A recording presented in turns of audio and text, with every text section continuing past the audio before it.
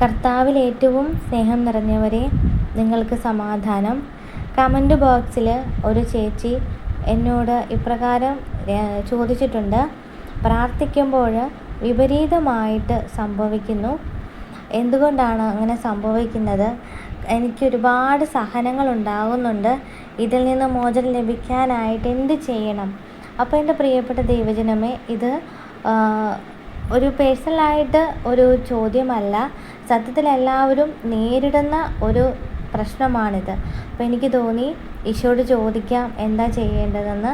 അപ്പോൾ കർത്താവ് നല്ലൊരു മറുപടിയാണ് തന്നിരിക്കുന്നത്. അപ്പോൾ അത് നിങ്ങളുമായിട്ട് വളരെ നല്ലൊരു അഭിപ്രായത്തോടു കൂടി ഷെയർ ചെയ്യാൻ പരിശുദ്ധാത്മാവ് എന്നെ സഹായിക്കുമെന്ന് തന്നെ ഞാൻ വിശ്വസിക്കുകയാണേ.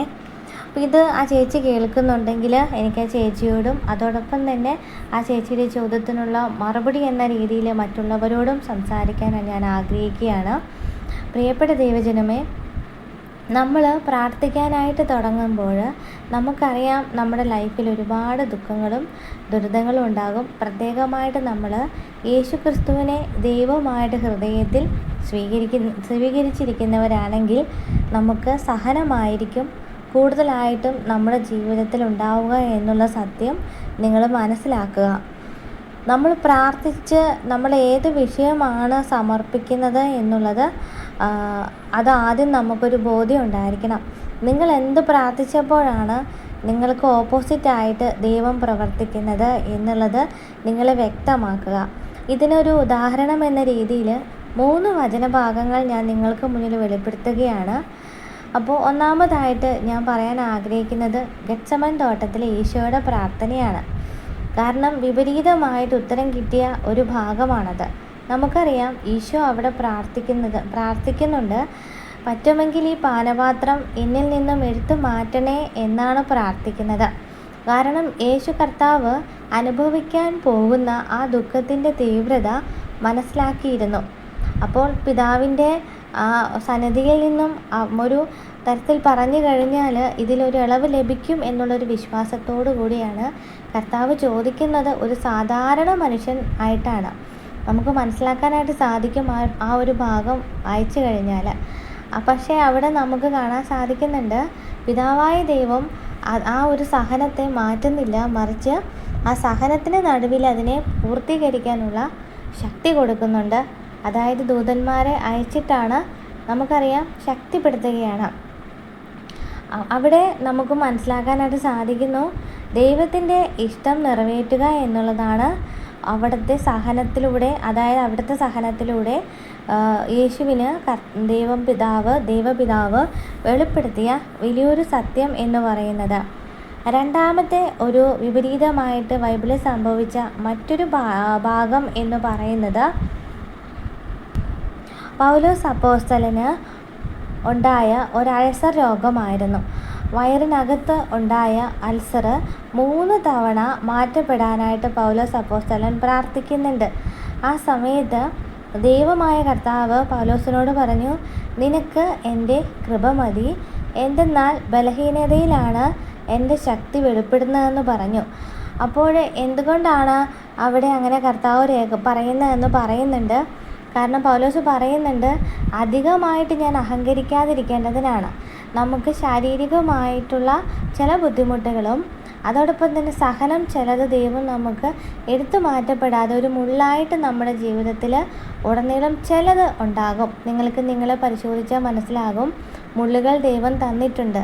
അപ്പോൾ ആ മുള്ളുകൾ ദൈവം തന്നിട്ടുണ്ടെങ്കിൽ നമ്മൾ മാറ്റപ്പെടാനായിട്ട് അത് പ്രാർത്ഥിക്കും തോറും ആ മുള്ളു വലുതായി വരുന്നതായി നിങ്ങൾക്ക് തോന്നുന്നുണ്ടെങ്കിൽ തീർച്ചയായിട്ടും നിങ്ങളുടെ പ്രാർത്ഥന അതിൽ നിന്നും മാറ്റേണ്ടതുണ്ട്. കാരണം ദൈവത്തിൻ്റെ കൃപ നഷ്ടപ്പെടുത്തുന്ന രീതിയിലാണ് നമ്മൾ പ്രാർത്ഥിക്കുന്നത്. അവിടെ ദൈവകൃപ ആ ഉള്ളിലൂടെയാണ് സംഭവിക്കാൻ പോകുന്നു.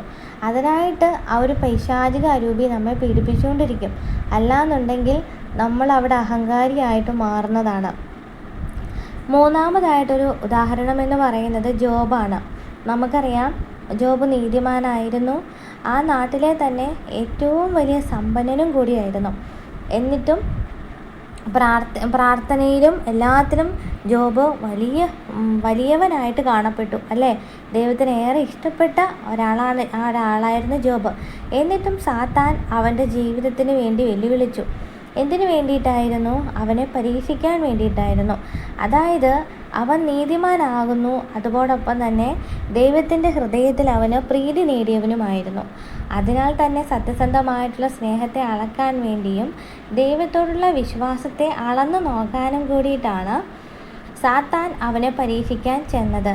എന്നാൽ അവിടെ സംഭവിച്ചത് എന്താണെന്ന് നമുക്കറിയാം. എത്രയൊക്കെ സഹനങ്ങൾ വന്നപ്പോഴും ജോബ് പ്രാർത്ഥിച്ചത് എന്താണ്?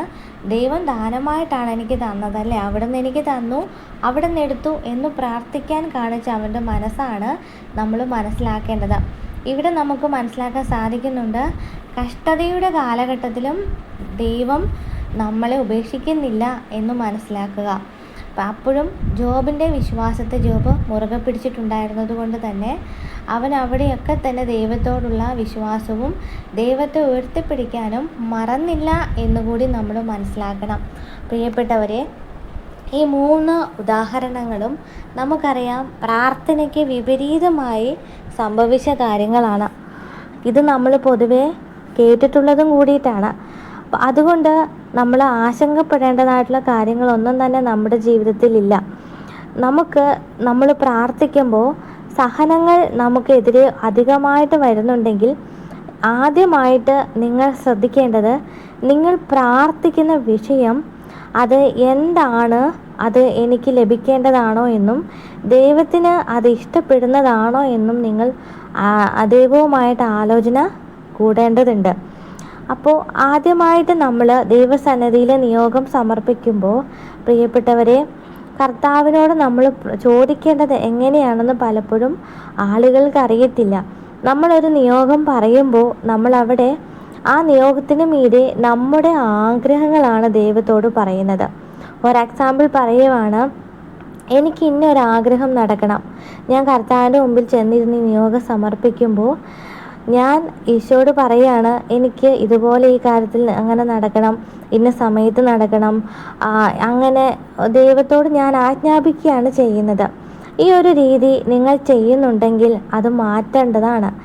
നമ്മൾ ചെയ്യേണ്ടത്, നമ്മൾ പലപ്പോഴും ഒരു തെറ്റ് ചെയ്യാറുണ്ട് നമ്മുടെ ജീവിതത്തിൽ.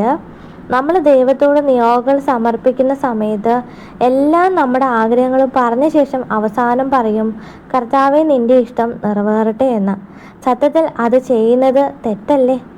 കാരണം നമുക്ക് ദൈവത്തിൻ്റെ ഇഷ്ടമാണ് നമ്മുടെ ജീവിതത്തിൽ നിറവേറേണ്ടതെങ്കിൽ നമ്മുടെ മനസ്സിലെ ആഗ്രഹങ്ങളെ ഒരിക്കൽ പോലും നമ്മൾ പുറത്ത് കാണിക്കാൻ പാടില്ല. കാരണം ദൈവത്തിൻ്റെ ഇഷ്ടം നിറവേറാൻ നിങ്ങൾ ആഗ്രഹിക്കുന്ന ഒരു വ്യക്തിയാണെങ്കിൽ നമ്മുടെ ഇഷ്ടങ്ങളെ ദൈവത്തിൻ്റെ ഇഷ്ടമാക്കി നിങ്ങൾ മാറ്റേണ്ടതുണ്ട്. അപ്പോൾ അതുകൊണ്ട് ഒന്നാമതായിട്ട് നിങ്ങൾ അത് ശ്രദ്ധിക്കുക. ഇവിടെ ഈശോ ഗെത്സമൻ തോട്ടത്തിൽ ചെയ്തത് എന്താണ്? ഈ പാനപാത്രം മാറ്റാൻ കർത്താവ് പ്രാർത്ഥിച്ചെങ്കിൽ പോലും ഇവിടെ ദൈവത്തിൻ്റെ ഇഷ്ടം നിറവേറാൻ വേണ്ടിയിട്ടാണ് എനിക്കിത് തന്നിരിക്കുന്നതെന്ന് അവിടുന്ന് മനസ്സിലാക്കിയത് കൊണ്ട് തന്നെ കർത്താവ് ഈ ദൈവിക ഇഷ്ടം നിറവേറട്ടെ എന്ന് പ്രാർത്ഥിച്ചു. പിന്നീട് നമുക്ക് കാണാൻ സാധിക്കുന്നത്, അവൻ സഹനം ഏറ്റെടുക്കുകയും കുരിശിൽ മരിച്ചു. പക്ഷേ നിങ്ങൾക്ക് മനസ്സിലാക്കാൻ പറ്റുന്നുണ്ടല്ലോ, യേശു അവിടെ തോറ്റില്ല, 3-ാം ദിവസം ഉയർത്തെഴുന്നേറ്റു. അപ്പോൾ അതുകൊണ്ട് നിങ്ങളുടെ നിയോഗങ്ങൾ സമർപ്പിക്കുമ്പോൾ സഹനം അധികമായിട്ട് നിങ്ങൾ വരുന്നുണ്ടെങ്കിൽ നിങ്ങൾ തോറ്റു പിന്മാറുകയല്ല വേണ്ടത്. കർത്താവിന് ഈ വിഷയം നിങ്ങൾ കൊടുക്കണം. അതാണ് നിങ്ങൾ ആദ്യം ചെയ്യേണ്ടത്. എന്നിട്ട് ഈശോയോട് നിൻ്റെ ഇഷ്ടം എന്താണോ അത് ഈ വിഷയത്തിൽ നിറവേറ്റി തരാനായിട്ട് നിങ്ങൾ പ്രാർത്ഥിക്കുക. രണ്ടാമതായിട്ട് ഞാൻ എക്സാമ്പിൾ പറഞ്ഞത് നിങ്ങൾക്കറിയാം, പൗലോസിൻ്റെ മുള്ളിൻ്റെ കാര്യമാണ്. കർത്താവായ ദൈവം നമുക്ക് മുള്ള് തരുന്നത് എന്തിനാണെന്ന് ഞാൻ പറഞ്ഞു, കൃപയ്ക്കാണ്. നമ്മൾ ഏതെങ്കിലും ഒരു വിഷയം സമർപ്പിച്ച് പ്രാർത്ഥിക്കുമ്പോൾ ആ വിഷയം ഇങ്ങനെ കണ്ടിന്യൂസ് നീണ്ടു പോകുന്നുണ്ടെങ്കിൽ പ്രിയപ്പെട്ട ദൈവജനമേ, ദൈവത്തിൻ്റെ കൃപ അവിടെ വെളിപ്പെടാൻ വേണ്ടിയിട്ടാണ്. അവിടെ നമ്മൾ മനസ്സിലാക്കേണ്ടത് കൃപ അന്വേഷിക്കുക. അതായത് നിങ്ങൾ സമർപ്പിക്കുന്ന വിഷയത്തിന്മീതെ ദൈവത്തിൻ്റെ കൃപ വെളിപ്പെടാൻ വേണ്ടിയിട്ടാണ് നിങ്ങൾ പ്രാർത്ഥിക്കേണ്ടത്.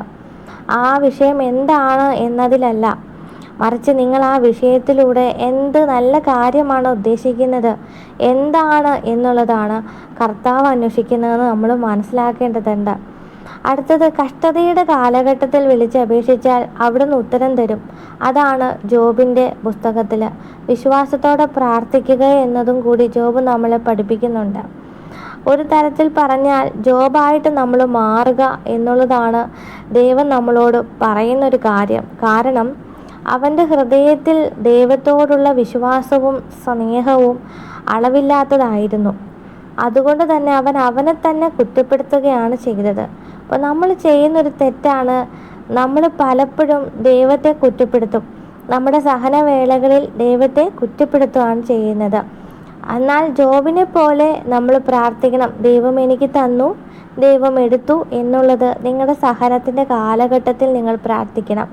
3 കാര്യങ്ങൾ പ്രധാനമായിട്ട് ഓർക്കുക. 1, ദൈവത്തിൻ്റെ ഇഷ്ടം നിങ്ങളുടെ സഹനത്തിനു മീതെ കടന്നു വരാൻ പ്രാർത്ഥിക്കുക.